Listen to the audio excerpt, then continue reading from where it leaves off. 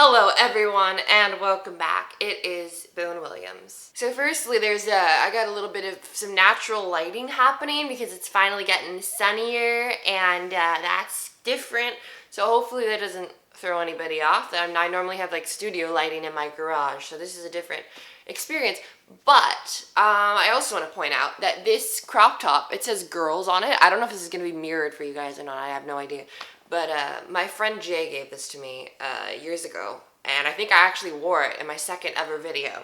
And they got it for me because, you know, it's my sexuality. So I just wanted to give them a special shout out for that before I begin. Now, I mentioned doing this in my last video, and I got some interest shown for a video where I talk about acting and my experiences with that, and specifically how it's related to sort of my coming of age story, identity crisis, transgender journey, shall we call it. I did want to say, to be clear, I don't actually think of my being transgender as an identity crisis, because it's not a crisis, man. I'm just a woman, and a crisis would imply some kind of confusion or disaster, and anyways, just keep that in mind. So I will start by saying that I have loved acting ever since I was a little one. I think I started when I was 5, was the first kind of acting I ever did, and it was with my different camera I have in my house, and I made like movies with my brothers, and I loved it, and it was just always something that I loved to do for fun growing up.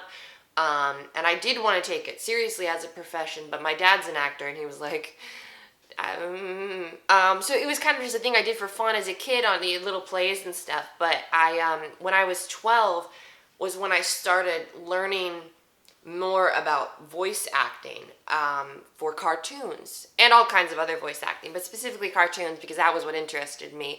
And I started watching interviews with people like Rob Paulson and Phil Lamar, Billy West, Tress MacNeille, Jennifer Hale, Tom Kenny, you know, all those amazing people. And for me, like, the more I heard about people talking about this profession and this art form, the more it felt like not only my dream job, but just the perfect thing for me to do in life. There was actually a very specific moment when I was 12 years old. I was watching this Powerpuff Girls panel on YouTube, and it was Tara Strong, Catherine Cavadini, and E.G. Daily. And there was something about it, I don't know what it was, but partway through the panel, I think I even paused it and like said this out loud. I said, I'm going to be like them on that stage one day. I'm going to do whatever it takes to have that kind of career. And I really meant it. And when I was 12 years old, 12, 13, around that age, I had this philosophy that anything that's physically possible, a person can do it if they're just really willing to take whatever steps are required and dedicated to it fully. So I completely believed in it. And yeah, fast forward many years, like 6, I started taking it seriously when the pandemic started, because there was more time to take classes, and I just finally had the money and the time. I didn't have a ton of money growing up, and so I never took it too seriously, even though I knew I wanted to. But to me, this was like the marriage of I've always loved expressing myself through my voice. I have done wacky characters for my brothers throughout my entire life, always wanted to be the center of attention, improvised songs, and anything musically, like, I just loved expressing myself through my voice in comedic and storytelling sorts of ways. And I'm very fortunate and grateful to be able to say that I do get to do that professionally now. And it has so far in my young life been everything I imagined and more. I think the only one downside of, because when I was a kid I wanted to get into it, ensemble records were more of a thing. They were more popular. And since COVID, they do it over Zoom and stuff sometimes, but it's not as common, which is something that's, you know, I love, because I love people. I'm very social and I love to play off of other people. But yeah, other than that, it's been the most amazing thing ever. But really, I think the biggest kind of part of the journey that's relevant to this topic I'm bringing to this video, about having dysphoria, as a gender dysphoria, and being trans and transitioning and all that, it's the process I went through when I was training and had nothing professional going on at the time. One of the most significant moments honestly probably of my life. I don't mean to sound dramatic, but it was probably, and that's certainly of my time as an actor and a studying young actor. I was in a class, and it was my first class with Charlie Adler, who is an incredible actor, director, and teacher. If you're interested at all in this industry, or you're an actor and you want to learn more about cartoons and do that and practice that, I would recommend Charlie Adler immensely. He was just a very wonderful human being. Anyway, prior to this, I will give context that I had an experience in a class before. It was only the second ever class I ever took, so it was very new to me. You know, a vulnerable person. It takes a lot of vulnerability to be in a class when you're new, especially. And I'm not a very anxious person when it comes to performing, but there's definitely, you're putting yourself in front of other people and, you know, let it all hang out. And, you know, this is not to speak ill of the teacher or anyone else, but I won't get into the full story, but I played a 4-year-old character who I thought was in high school, and I'm like, okay, I'll give it a shot, and it really didn't go well, and she was kind of trying to push me to a different range to sound more like that age, and I just couldn't do it, and it was like, I wasn't out to the class as trans, and it was like, so for a long time, the point of this is, for a long time, playing little children, specifically little girls, was like a demon of mine. I'm like, I can't do that. I can't. My voice can only go, and it can't go this high. So I just was like. Now fast forward to my first class with Charlie Adler. First character I do, she's like a 15-year-old character. He asked me to play her 6, and then after that he said play her 4, and he was also.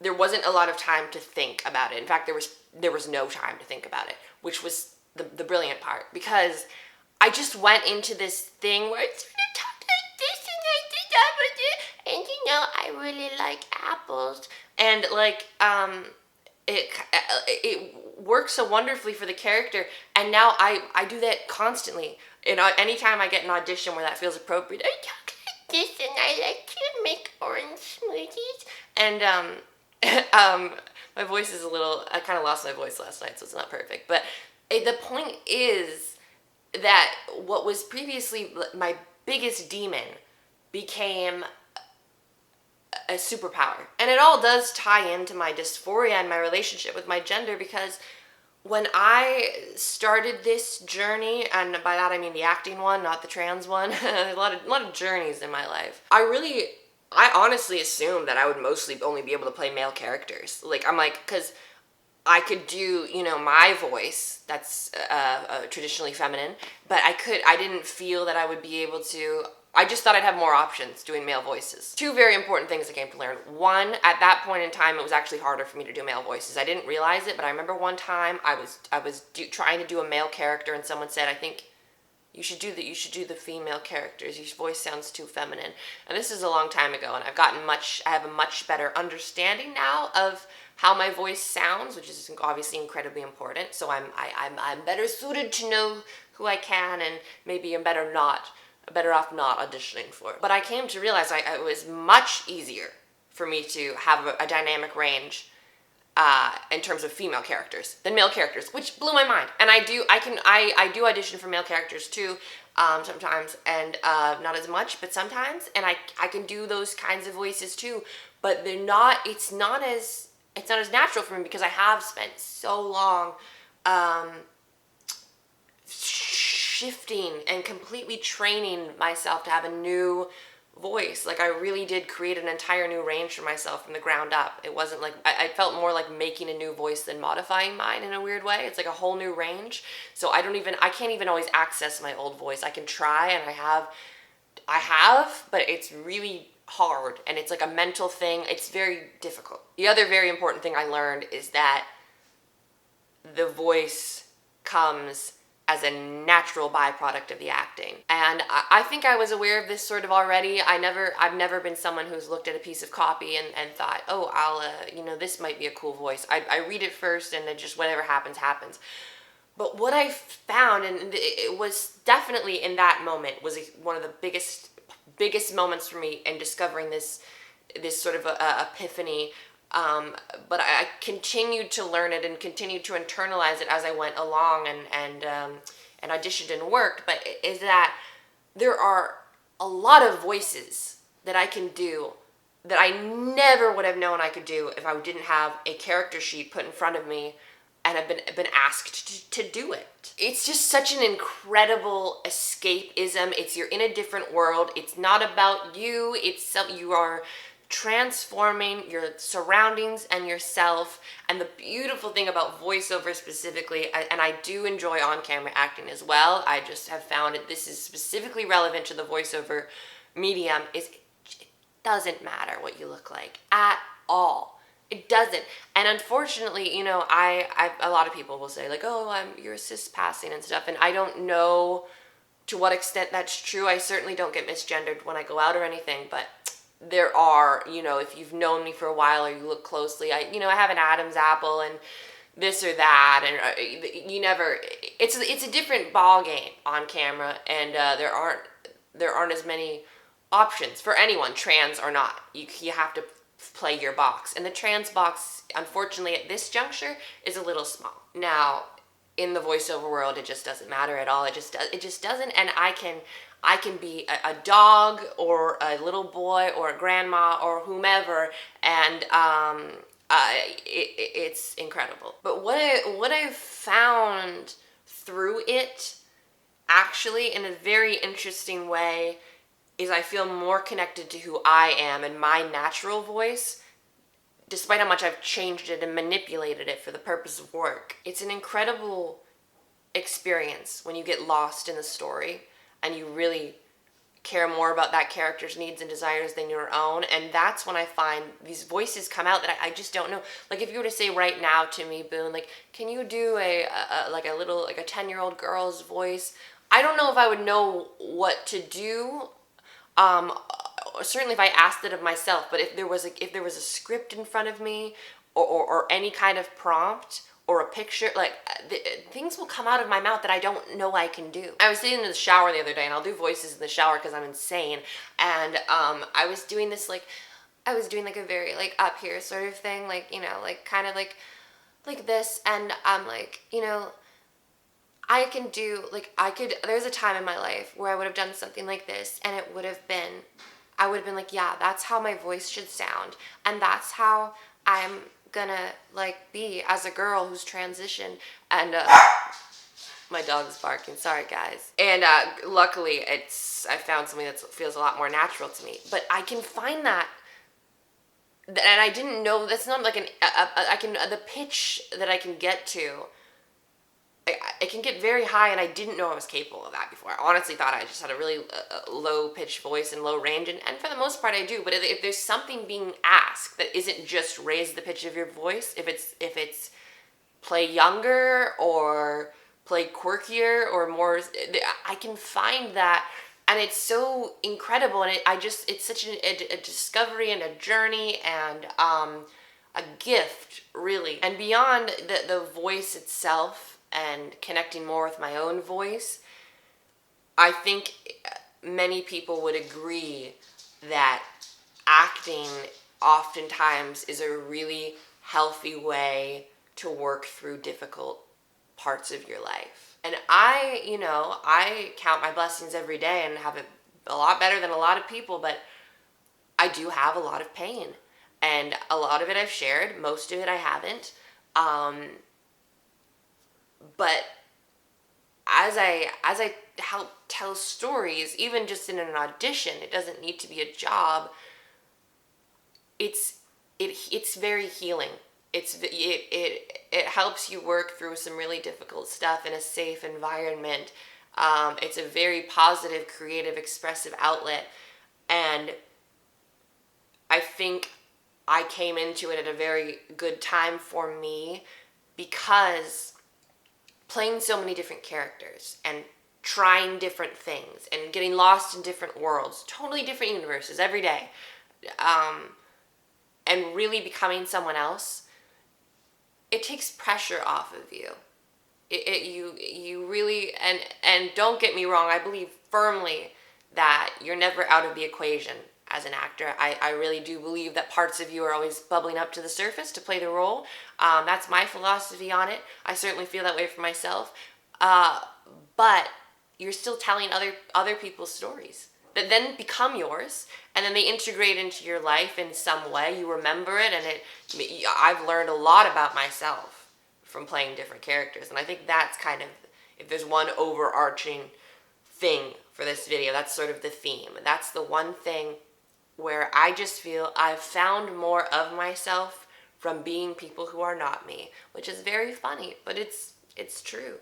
I am obsessed with voices. And I also want to be very clear, it's voice acting. It's all about the acting, and I don't want anyone to think otherwise. If you're newer to that world, and it's a very common misconception that it's more about manipulating your voice, it can be part of it, but it's acting first.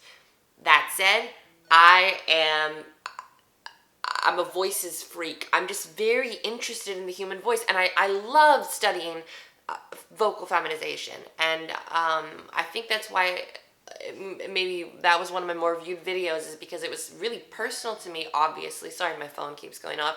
But also, I'm really passionate about it. I just think it's fun. I think, like, we learn so much from mimicry, and then you kind of find these mirrors as you play different parts and you watch other people. I've had some of the most profound, beautiful experiences of my life in acting class watching other people perform.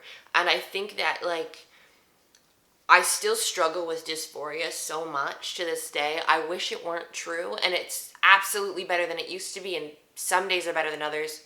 Don't get me wrong. That said, when that all becomes too much and I'm feeling the burden that is my ego, I can escape to somewhere else where I'm helping to tell a story that is larger than myself. And it really is. It just takes a lot of the weight off, because I get to be somebody else. And it's not even, I want to be careful about how I'm phrasing this, because to me it doesn't feel like I am just avoiding being Boone and dealing with how difficult life can be as me.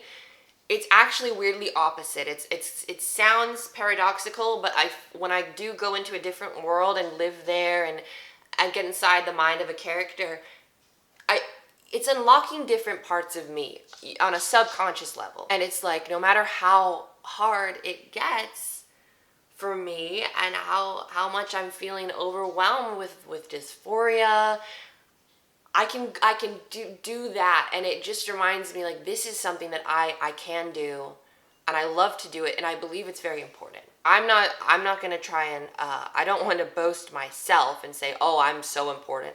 I mean, I'm just some fucking kid with a camera, but I know from being a younger kid in my childhood that I loved cartoons, and not only did I love them, but they were very important to me and did serve as an escapism.